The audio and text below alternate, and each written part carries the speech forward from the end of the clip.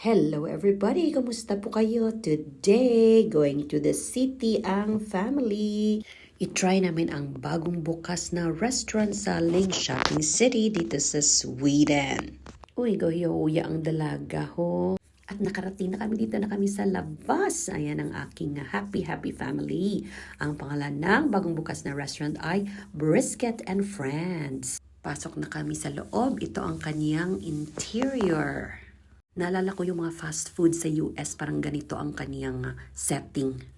Okay, order na tayo. Andyan sa wall nila nakalagay kung anong klaseng mga luto ang pwedeng orderin.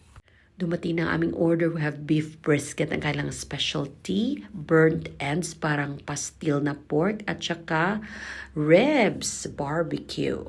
On the side naman, merong roasted potatoes and kefir cheese, potato salad, macaroni and cheese, and cornbread. At may libreng tinapay, o diba, pinalaman ko yung napaka-tender na burnt and super sarap. O siya, ikain na lang po namin kayo. Ingat po lagi kayo ha. Have a great day and God bless us all.